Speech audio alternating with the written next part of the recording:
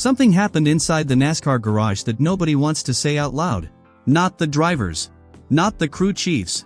Not even the team owners standing quietly near the haulers, arms crossed, watching one car dominate week after week after week. There is a word sitting in the air right now at every single racetrack. A word everyone is thinking. A word nobody will speak. And by the end of this video, you are going to understand exactly why. Because what happened at Pocono Raceway wasn't just a race. It was the moment the entire garage stopped talking about racing and started talking about something else entirely. 3 wins in a row. 1 driver. 1 number. And a private conversation happening behind closed doors that NASCAR officials are now being forced to answer. Stick with me, because what I'm about to show you connects a 20-year-old win, a father's death, a federal lawsuit, and 2 championship contenders whose seasons just collapsed in a single afternoon. This is the story nobody at NASCAR wants to tell you. So let's tell it ourselves. Before we go further, I want to say something real for a second. If you've been watching this channel, you already know we don't chase noise. We don't make things up. We dig into what's actually happening in this sport, race by race, story by story, because NASCAR deserves to be covered with the same passion the fans give it every single weekend. If that's the kind of channel you want to be part of, hit subscribe right now. Not for me. For this community. Every single subscriber tells us we're doing this the right way, and it genuinely keeps this channel alive. So if you haven't yet, take 2 seconds, hit that subscribe button, turn on notifications, and let's get into this story together. Okay. Let's go back to Pocono. June 14, 2026. Pocono Raceway. Denny Hamlin crosses the finish line, and the entire complexion of the garage changes in an instant. This was not just another win for Hamlin. This was his 3rd consecutive Cup Series victory. In 21 years of racing at NASCAR's highest level, he had never done that before. Not once. Nashville. Then Michigan. Then Pocono. 3 in a row. And the Pocono win wasn't just any win either. It was his 8th career victory at that specific track, a number no other driver in history has matched at Pocono. His number 11 Toyota crossed the line just 1.678 seconds ahead of Tyler Reddick's number 45, the result of a tense, nerve-wracking fuel conservation battle that lasted until the final lap, with nearly every car on the track watching their fuel gauge instead of racing flat out. That win pushed Hamlin's career total to 64 Cup Series victories. That number alone moved him past the late Kyle Busch, and into sole possession of 9th place on NASCAR's all-time wins list. But here's the detail that made the entire garage stop and take notice. All 3 wins in this streak came after Hamlin started from the pole position. Nobody had pulled off that exact feat, 3 wins in a row from the pole, since 1981, when Darrell Waltrip last did it.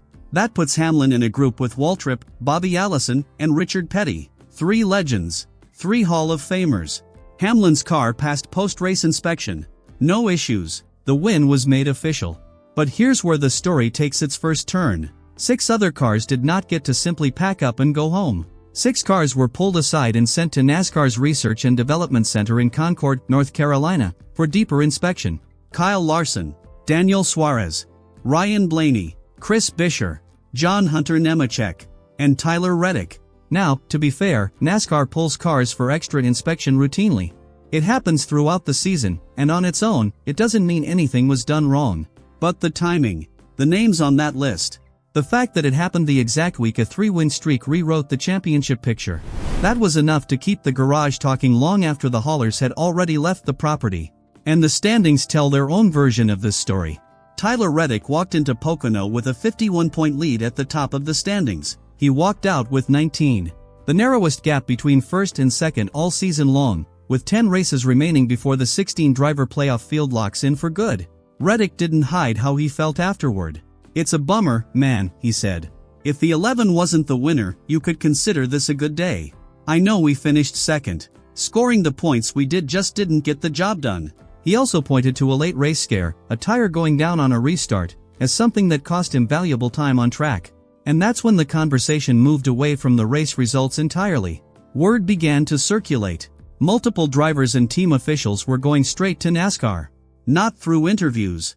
Not through public statements. Through private conversations, behind the scenes, away from cameras. The request was simple but pointed: a closer, more thorough inspection of cars fielded by Joe Gibbs Racing and 2311 Racing, and a harder look at exactly what passes between the 2 organizations. To understand why this moment hit different, you have to rewind to the start of the season. Tyler Reddick opened 2026 with 4 wins in his first 6 starts.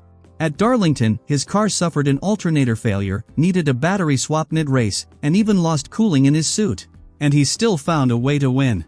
That kind of result, despite mechanical chaos that would have ended most drivers' day completely, was the first thing that made people around the garage start watching a little more closely. Fox Sports analyst Kevin Harvick weighed in at the time. "Confidence and speed are hard to beat," he said, pointing to the team's stability, the strength of the Toyota package, and Reddick's development as a leader. "You can't beat fast cars, and Tyler Reddick has stepped up to be able to deliver on those fast cars." Most of the garage accepted that explanation back then. Just strong performance, nothing more. Hamlin's 3-win streak changed that calculus completely. And then there's the manufacturer breakdown, which adds even more weight to the suspicion. Toyota has claimed 10 of the 16 Cup Series races run so far in 2026. Joe Gibbs Racing alone holds 5 of those victories. One team, one manufacturer, dominating week after week. That's exactly the kind of pattern that invites scrutiny from everyone else in the field, especially the teams running different equipment and watching the gap widen race after race. And then there's the detail that makes this whole situation far more complicated. Denny Hamlin isn't just a driver for Joe Gibbs Racing. He's also a co-owner of 23XI Racing, the team he runs in partnership with NBA legend Michael Jordan. The two organizations operate under a long-running technical alliance, sharing resources and equipment, a structure that exists in various forms across the sport. But according to a source cited by ESPN, the relationship between Joe Gibbs Racing and 23XI goes beyond what exists between any other two teams currently in NASCAR. That detail has not gone unnoticed by rival organizations. Here's where the irony of this story gets almost impossible to ignore. This is not the first time Joe Gibbs Racing has found itself at the center of a cheating-related dispute this year. Earlier in 2026, it was JGR doing the accusing. The organization claimed a rival team, Spire Motorsports, had stolen confidential data through a former JGR competition director who left to join the smaller outfit. That dispute ended up in federal court, with Joe Gibbs Racing alleging stolen intellectual property gave Spire an unfair competitive edge after years of the smaller team struggling for wins. Now flip the script. The team that once stood in the role of the accuser is now the one facing whispered suspicion from across the same garage. Two names keep surfacing as the ones pushing hardest for answers behind the scenes, former champions Joey Logano and Brad Keselowski. And their frustration has a very specific trigger point. On lap 46 at Pocono, a multi-car wreck swept up Keselowski, Logano, Bubba Wallace, and Shane Van Gisbergen, all in the same incident. That single crash effectively ended both Keselowski's and Logano's playoff hopes in an instant. Keselowski fell to 17th in the standings. Logano dropped 21 points below the playoff cut line. A brutal swing for two drivers who entered that race sitting safely inside playoff position. Now, it's important to be precise here, because this story has a lot of noise around it and very few direct quotes. Neither Logano nor Keselowski has publicly used the word cheating. Neither has formally accused either team of wrongdoing. Their actual, stated request is narrower than that, more rigorous post-race reviews, stricter part checks, and closer oversight of what gets exchanged between technically allied teams. With the playoffs closing in fast and their own seasons hanging by a thread, their reasoning is simple. Thorough inspection is the only way to settle this for good, before the postseason begins, before it's too late to matter. And then there's Bubba Wallace. Wallace drives the number 23 car for 23XI Racing, and he was caught in that exact same lap 46 incident at Pocono.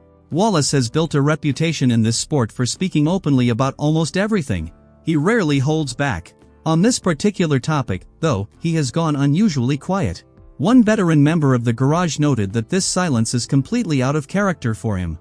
And the question now quietly circulating through the paddock is this: would Wallace have stayed this reserved if a completely different team, one he had no personal stake in, were facing this exact same scrutiny? Nobody is answering that question out loud either. Both Joe Gibbs Racing and 23XI Racing have firmly denied any wrongdoing. Their response points directly at the inspection record itself. Every car has passed checks throughout the season, with no rules violations tied to performance. Hamlin himself showed zero concern when asked about it after the race. "I would certainly say it's the best we've been," he said. "We come to the racetrack every week knowing we've got a great shot to win. The team's doing an amazing job giving me exactly what I need in the car every single week. That's why we're winning." And there's a deeply personal layer underneath all of this that has nothing to do with inspections or alliances at all. Hamlin nearly stepped away from racing completely this year. He lost the championship in last November's season finale. Then, in December, his father died in a house fire. He returned to competition carrying that loss. And somehow, since then, he has performed better than at any other point in his career, turning personal tragedy into one of the most dominant stretches any driver has produced in years. His current contract runs through 2027, a season he has already said publicly will be his last. When asked about a possible extension, Joe Gibbs Racing co-owner Heather Gibbs didn't rule it out. "It's hard when you dangle checkered flags in front of him," she said. 3 wins in a row have a way of making retirement talks complicated. As for NASCAR itself, the sanctioning body has not escalated anything. There is no formal investigation open right now. No penalties on the table. No public findings pointing at either team. NASCAR has declined to comment specifically on Joe Gibbs Racing, repeating only that every team faces the same inspection standards, and that additional checks can be ordered at any point, for any car, regardless of who's leading the standings. Hamlin's win at Pocono has not been challenged. It remains official, on the record books, right now, as you're watching this. While all of this plays out behind closed doors, the playoff bubble race is tightening fast. Shane van Gisbergen holds 14th place, just 10 points clear of Brad Keselowski sitting in 17th. Eric Jones and Austin Cindric sit in 15th and 16th, only 4 points above the cutoff line separating a playoff spot from missing the postseason entirely. From this point forward, every single finishing position carries direct playoff consequences for the drivers caught inside this tight cluster. And then there's Christopher Bell, racing through a completely different kind of obstacle. A broken left wrist, the result of a crash at Michigan that registered as one of the hardest impacts in the history of NASCAR's current car model. He led 18 laps at Pocono on a fuel strategy gamble before slipping back to a 26th place finish after running out of fuel just short of the checkered flag. "Certainly we were mired back in the 20s, so I think it was an amazing gamble," he said afterward. His schedule does not get any easier from here. Next up is the brand new Enduro 250 at the Qualcomm circuit on Naval Base Coronado in San Diego, the first NASCAR race ever staged on an active military base, followed immediately by a road course race at Sonoma. Both venues demand constant gear shifting, putting direct, repeated strain on his injured wrist across back-to-back weekends. Now, to really understand why this story matters as much as it does, it helps to step back and look at the bigger picture surrounding Joe Gibbs Racing, Toyota, and the alliance structure that's drawing all this attention in the first place. Joe Gibbs Racing has been one of the most successful organizations in NASCAR history, built around multiple championship-winning cars and a deep technical partnership with Toyota that goes back years. That long-standing relationship is exactly why Toyota's dominance in 2026, 10 wins out of 16 races, lands so heavily on JGR's side of the ledger. 23XI Racing, by contrast, is a much newer organization. Co-owned by Denny Hamlin and Michael Jordan, the team entered the Cup Series only a few years ago and leaned on a technical alliance with Joe Gibbs Racing to accelerate its competitiveness early. Alliances like this exist all over the garage in different forms: shared engineering data, shared simulation tools, shared personnel in some cases. It's a normal part of how modern NASCAR teams operate. What makes the JGR and 23XI alliance different, according to that source cited by ESPN, is the depth of it. Rival teams have suggested the level of sharing between these two specific organizations goes further than what exists anywhere else in the sport right now. That's the exact detail fueling the private conversations happening with NASCAR officials. It's also worth remembering that Hamlin has had his own brushes with NASCAR's inspection process before. His 2022 Pocono win, the one many assumed was career win number 8 at that track, was actually stripped from his record after his car, along with teammate Kyle Busch's car, failed post-race inspection. Hamlin addressed that history directly after this year's win. "They aren't getting that checkered flag back," he said, closing the book on a win NASCAR has never restored to his record. That single detail adds an entirely different layer to everything happening right now. This isn't a team with a spotless inspection history asking everyone to simply trust the results. It's a team that has been caught and penalized before, now riding the most dominant individual streak in over 40 years, while the rest of the garage quietly asks NASCAR to take a second look. And one more piece of timing makes this story almost feel written by fate. Hamlin's Pocono victory landed almost exactly 20 years after his very first Cup Series win, which also came at Pocono, on June 11, 2006. 2 decades, same track, same driver. A career that started there and, in many ways, has now circled back to define itself there all over again. So where does that leave us? No investigation. No penalties. No proof of anything wrong. Just a garage full of drivers, team owners, and crew chiefs who are choosing their words very, very carefully, while quietly asking NASCAR to look a little closer. Sometimes in this sport, the loudest story isn't the one anyone says out loud. It's the one sitting underneath everything else, in the silence, in the private conversations, in the questions nobody is quite ready to ask in public yet. Denny Hamlin's 3-win streak will go down as one of the most remarkable runs in modern NASCAR history. Whether it stays remembered that way, purely for the talent and the heartbreak behind it, or whether something else comes to light down the road, that part of the story is still being written.